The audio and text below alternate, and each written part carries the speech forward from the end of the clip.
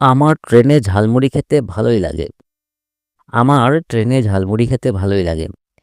এই বাক্যটি আমরা প্রায় বলে থাকি। বাক্যটির ইংরাজি কি অনুবাদ হবে? আজকের ক্লাসে আমরা সেই বিষয়টি নিয়ে আলোচনা করব। তো চলুন শুরু করা যাক আজকের ভিডিও। প্রথমে আমরা এই বাক্যটির কর্তা বা সাবজেক্ট সম্পর্কে জানব। বাক্যটির কর্তা হচ্ছে আমার। এখানে আমার বলতে বোঝানো হয়েছে আই বা মাইকে। যেহেতু এটি একটি ব্যক্তিগত পছন্দ তা এবং বাক্যের কর্তা বা সাবজেক্ট, তাই এখানে মাই ব্যবহার না করে আমরা ব্যবহার করব আই। এরপরে আমরা চিনব বাক্যটির ক্রিয়াপদ বা ভার্ব। এখানে ক্রিয়াপদ বা কাজ করা বোঝাচ্ছে খেতে। খাওয়া ইংরেজি ইট, কিন্তু খেতে ইংরেজি হচ্ছে টু ইট। বাক্যটির অবজেক্ট বা কর্ম হচ্ছে ঝালমুড়ি, যেটির ইংরেজি আমরা ঝালমুড়ি বলবো। এটি হচ্ছে একটি বেঙ্গলি স্ট্রিট ফুড। তারপরে আমরা চিনব প্লেস, মানে কোথায় এটি ভালো লাগে। এর উত্তর হচ্ছে ট্রেনে।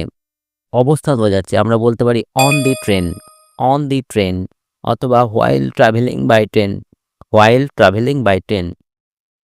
এরপর এটিকে ইমোশন বোঝাতে যে ওয়ার্ডটি ব্যবহার করা হয়েছে ভালোই লাগে, মানে এখানে ভালোই মানে শুধু ভালো নয় বরং বেশ ভালো লাগে বোঝাতে। এটাকে ইংরেজিতে আমরা বলবো কোয়াইট লাইক, কোয়াইট লাইক, অথবা রিয়েলি এনজয় ব্যবহার করা যেতে পারে।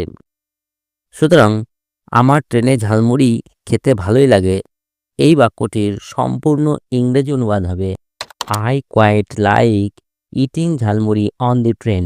I quite like eating jhalmuri on the train. আবার I really enjoy eating jhalmuri while travelling by train. I really enjoy eating jhalmuri while travelling by the train. এ দুটো বাক্যই সঠিক এবং প্রাকৃতিক শোনায়। এছাড়া আরও কিছু অল্টারনেটিভ উপায় আছে এই বাক্যটিকে ইংরেজিতে বলার। ১ নম্বর হচ্ছে I love having jhalmuri while travelling on the train. I love having jhalmuri while travelling on a train. Number 2, eating jhalmuri on the train is something I really enjoy. Eating jhalmuri on the train is something I really enjoy. Number 3, I find eating jhalmuri on the train quite enjoyable. I find eating jhalmuri on the train quite enjoyable.